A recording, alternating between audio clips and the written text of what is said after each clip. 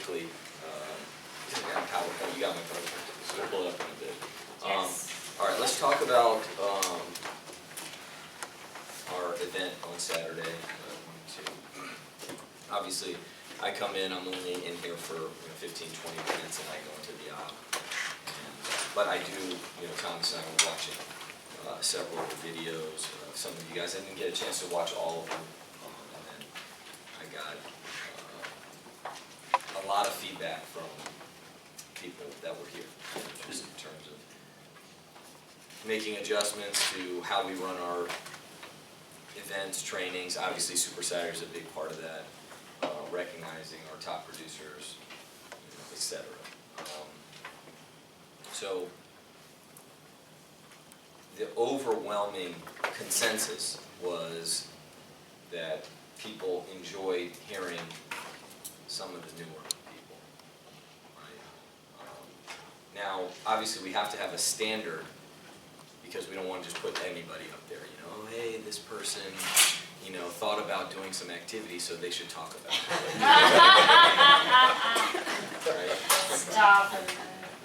This person bought the book, Oh my so God. they're going to talk for 30 minutes. Oh my God. Right? So there has to be some standard, but it's always great seeing fresh faces, new people, people that you haven't heard from. I was, John Meacham really stood out to me because I know him actually. I'd say pretty well. I know Meacham pretty well. We text. I talk to him. We've played ball together once or twice, and he's just been around, right? So I'm very friendly with him. But I didn't know that was the first time he'd ever spoke. Wow. And and he's come around. He's productive and he's consistent, and to hear him and how good he did for the first time coming up here, was awesome, right? So I think you'll see more of that, and so you got to fight like crazy to be up here. I know this is not a pulpit. Our business is not, a business where you should just come up here and your number one goal is to speak in front of people.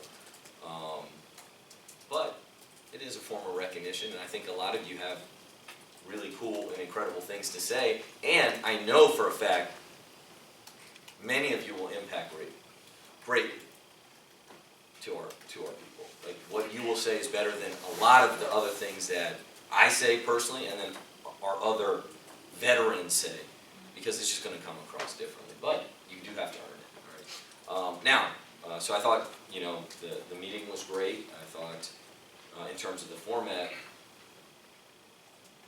and one thing that was very noticeable to me when I came up here for the first 15 minutes, and Bill Whittle, let's see if you can fill in the blanks. Let's see if you can finish this quote. Okay, don't cheat. Okay, don't look off your neighbor. We'll call on people. He said, success is inevitable if, fill in the rest of the quote.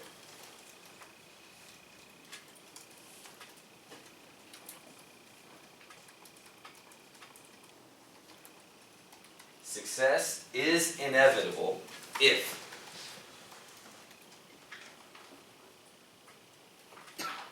So for those of you guys who know, I know we have some new people in here. Bill Whittle is, one of the kind of pioneers of our company, $3 million earner. And he was one of the first people in our company to really have Primerica audios out there, right? Hector, him. And so he'd always say this quote, success is inevitable if. You know what it is? You know what it is? If you do the right things long enough. Okay. So success is inevitable if you do the right things long enough. Then he'd always follow up with a question. And the question is, what are the right things and what's long enough? Okay, that's one of his like famous quotes. Success is inevitable if you do the right things long enough. So, what are the right things and what is long enough? Because you can do, you know, it's like a presentation. If I send Jen in there, and I send her on an appointment with a client, she can do 90% right, but still miss the sale, right? You guys have been in that position, right? Your field training, it's going great, and then your dumbass recruit says something right. No, you don't have to decide right now. Yeah, you do.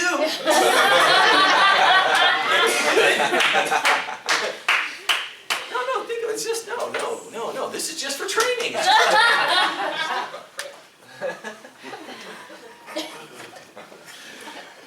Right? So you can do 90% right, but you got to finish that last 10%. Okay? So, and I'm just using my eyeballs, right, when I come up to the meeting. Okay? And let me preface this. And this is on everybody, because this is a Monday meeting, right? So I'm not out here just trying to, catch you guys with stray bullets. But I want you, part of reviewing the film is reviewing the film. Okay? So if I see that, and we went over the stats, right? We had, records, a lot of new test passers, a lot of new producers, a lot of milestones, a lot of new people speaking. The room should be packed. Okay? So, how did I recruit Samir? Okay? Now, there's a lot of, revisionist history. But here's how it happened. I invited him to an event. The event I was speaking at. I was speaking at the event because I was top senior rep in recruiting. Now, when I say top senior rep, I was number 1 in the country. Okay, so it was pretty cool. But what's a senior? Nothing. Nobody. But I knew I was going to speaking. I said, dude, I'm going to talk. Can you come with me to this event? I just need people to listen. That's what I said. Now, did he join? I don't know if he joined right after the event. Maybe it was a couple months after. I don't remember. But I specifically remember that event. I used that event to coerce, bribe, trick, whatever you want to call it, for him to show up to support me. Not, hey man, listen, this is going to change your life. You're broke. You're always asking me for money. None of that. Or, hey, you have this. You hate your career. It was none of that. It was nothing with any sort of motivation for him. There was no selfish motivation for him. It was all, hey, just help me. So some of you guys were up here. And I also look at the numbers. We had 40 people on the board. That's definitely higher than we've had in the last 6-7 months. So what does that say? We're not doing the right things. Okay? Because the right things are meeting attendance. Look, there's new people in here, but this is for everybody. What makes our company our company? There are a lot of insurance. You can go right down the street. You'll see people, they have an investment license, they have insurance. You see New York Life. You see Mass Mutual. Now, obviously, yes, we have a noble cause. We do what's right. But that's not, there are financial people, they believe in term insurance. Dave Ramsey is one of those guys. Susie Orman's one of those people. They're few, and there are 0 companies that do it 100% of the time. But what makes our company, what makes our team, is this. It's these meetings.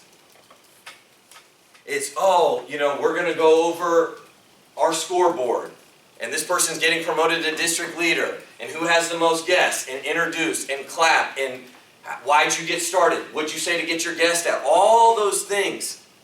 Big events, conventions. Meeting attendance is what makes our business our business. Or else, go work for a corporation.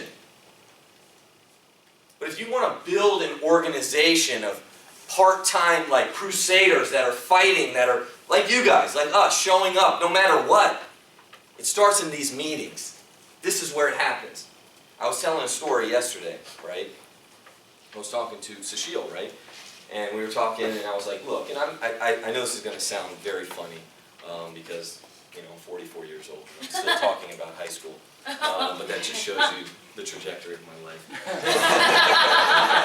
How depressing it is. But I was one of those kids in high school. I was a popular kid, right? I was a cool guy.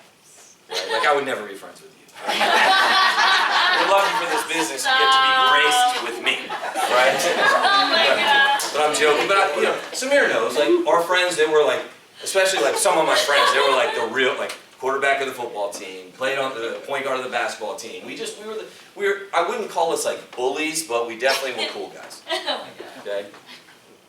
I say that with shame. Right? So when I got into the business, I was 23 years old. I had just graduated college. And the first event I came to, my RVP, you know, he was a nerd, like a straight nerd, right? Like, you know, like I might have, like, all his sports inferences were wrong, right? All of them. You know, like if you say, hey, you know, we gotta get down to the court, you know, like he'd say something wrong, like, you know, like the wrong field, right? Like you're using a basketball inference, but you say pitch, Oh my God. right? You're like, did you play this one? Right? Like I might show something and I'll do a shot, right? He'd do it, he'd be like, yeah. Is that a volleyball set? I know he didn't say basketball. He did the two-hand magic, you know? I'm serious. Yeah, exactly. Like, you know, he was a nerd. Now, fundamentally, very sound in our business. Could close, knew all the words, showed up to all the meetings. You know, really, really, really sound in our business. Okay, but he was just, you know, he's a nerd. All right. So I come into the first. I'm 23. Okay, this is the peak of my cool guy. Okay, I'm coming in. I'm 23 years old. My first meeting was a Super Saturday. Okay, that was my first meeting. I got invited, got recruited on a Thursday, op meeting. Friday I came back for orientation, did my IBA, and they said, hey, come to this meeting on Saturday. Okay, so it wasn't a meeting like we have. There was 9 people, 11 people, right? So, you know, some of you guys, right, and I'm not even trying to make fun, like if your Tuesday night was your Super Saturday, right? That was your Super Saturday. So this is 2003. They didn't have speaker systems. They had a boom box. Okay? A little one with one, you guys don't know what this is, a tape thing. One tape, not even a double tape. One. Okay? Sitting right up here, it was like this. Okay? And you guys have heard, if you've heard this story before, right? So this song, Google what year Who Let the Dogs Out even came out. Because I don't think it was new. Yeah, it was like, so this is 2003. They had the song, Who Let the Dogs Out, on repeat. The whole time. There was no Drake, Rihanna, Beyonce. There was no, Who Let the Dogs Out on repeat. It came out in 92? This is 2000. I thought it came out in like 98. It says 2000. Okay, so whatever, right? Who was it? Baha? Who even sang it? Yes, Baha Man, whatever, right? So, on repeat the whole time. Every time, just I'm just like this. Okay? But, no joke. Okay, so number one, they recognize people. And I mean, I was as bitter, beer-faced as you could get. I was so angry that I was there. It was Saturday morning. I was way too cool to be there. So you talk with some of our guys, they come in and they're just cool as ice, right? I was that guy. But they recognize people and they recognize incomes. And someone had made, I think it was like, and I'm making this number up, I'm botching, but $3,100. I think they closed a mortgage, and I was like, oh shit.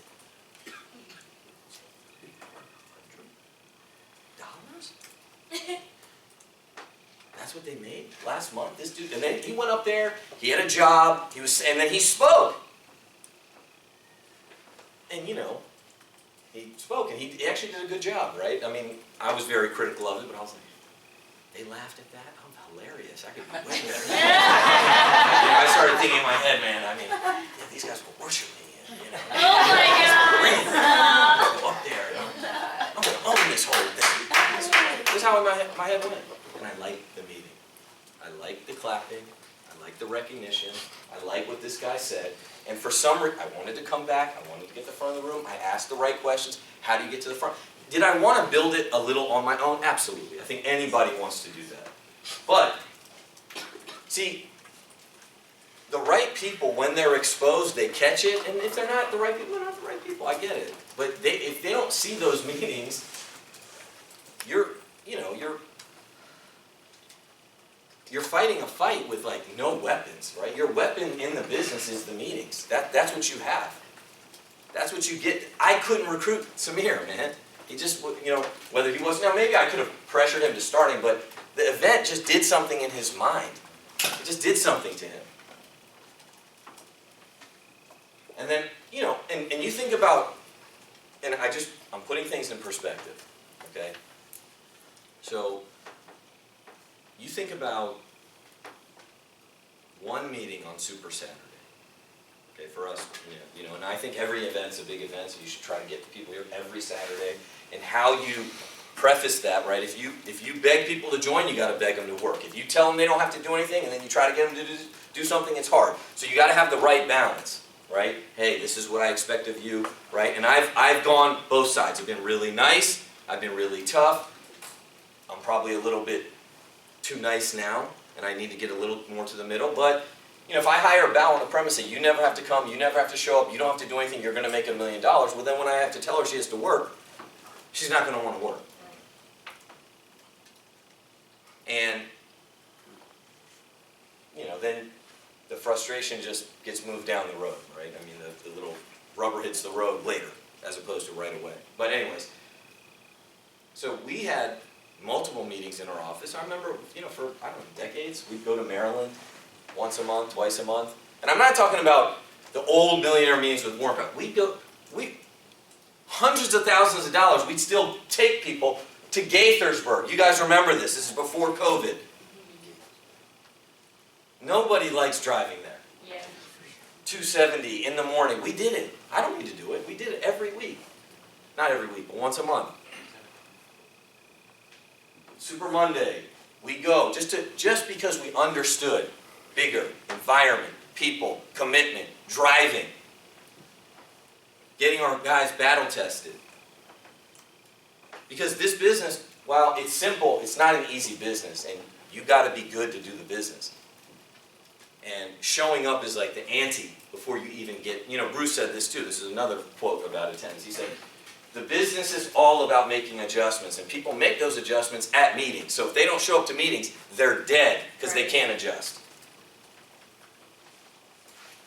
And it's one thing if you're trying to promote a movie and the movie sucks. But if I look at the last month's numbers and the numbers are good, it should be easy to promote. I'm speaking. I got promoted. This is a big deal for me. I need you to show up. Just this Saturday. Now, we fumbled the ball there. I'm just, regional leaders and up, stand up. I just want to hear your attendance. 3. 7. 7. 10. 10. 8.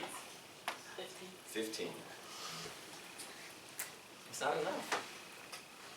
For once a month, we got to do better. We're not doing the right things. We're not stressing meeting attendance. And when I say attendance, total attendance. Total is 15. You had more with guests, right? 16. 16? Okay. 7. With guests, 17. 17? 9. 9? Just looking back at being here 20 years and seeing so many different meetings, so many different environments. Me and you have run 10 different businesses in this business. When we were all recruiting, then we were all sales, then we were alcohol licensing, we've been at, we've just done so many different things, and you always think about the feedback that you get from certain types of businesses, and there are meetings, and we've done them before, where literally there's no product training whatsoever, and they only talk about recruiting, they only talk about meetings, and a lot of people don't like that, and they say, I want to learn what we do, whatever. Well, now we're seeing, and everyone is witnessing, what happens if you go too much in that direction. Because when you have a product-based meeting, yes, everyone in here is making more than what certain people would be making, in that other type of environment. But then you see that even the best of the best, the recruiting is very poor, the attendance is very poor, then the promotions stop because of that too, because that's a big part of the promotions. So it's good for, in a Monday meeting, for people to see, like, there's a reason why this is happening across the board. It's not just that, half the team is doing it and half the team isn't, and we have to make adjustments in terms of what we talk about, what we expect from new people, from old people, what the meetings are about, what they represent, because, these attendance numbers are district and division numbers at best. And thank you for saying, these guys know, especially me, Samir for sure. My wife, I think, maybe Brad Gerard said this, he said, if my attendance was down, I was suicidal. Right? See, a lot of us, we have pride in other areas, right? And that's cool. My production's up, my IBAs are up. That's great, there's nothing wrong with that. But your attendance has to be up. Your attendance, I got 5 people licensed, that's great, I mean it. I don't want you to feel bad about that. But your attendance always has to be up. Everything will follow meeting attendance. And your ability to lead and show up and believe, and look, here's another thing, because someone was like, yeah, they said this, I think it was to Sheila, he said, no, maybe not. Somebody else was saying this to me, like, yeah, but you sent the message out. I said, that's an announcement. That's an announcement. You don't build your business by announcements. You got to promote the meeting. You got to call. Like, I got a couple texts this morning, right? And you guys have gotten this before, probably, many of you. I got a couple texts of people that are not here. I'm woosawing right now, right? And I'm going to call them. They're going to get the call in about 30 minutes. You guys, many of you got that call, right? And it's just, because they got to hear my voice. Now, I'm not going to say it angry, but I'm going to be like, I want them to tell me why they weren't here. Not a text. I want it to come out of their mouth. Not because I'm some, like I said, you have to kiss the king's ring. No, but I just want to hear it. I want to hear you say it. Because that's how much I believe in the meeting. And you guys have gotten that call, right? I'll text you, hey, are you on your way? And then if they're not on their way or they say something, they're going to get a call in about 45 minutes. Right when the meeting's over. Hey, what's up? Missed you. Then they got to say it. So what happened, and then they got to say it out loud. Because I believe in the meeting. I believe in showing love. So, anyways. What were we saying though? What did you just say? Oh yeah, suicidal attendance, right? I mean, this is, anyways. All right, let's get into the training real quick. We got to fix it.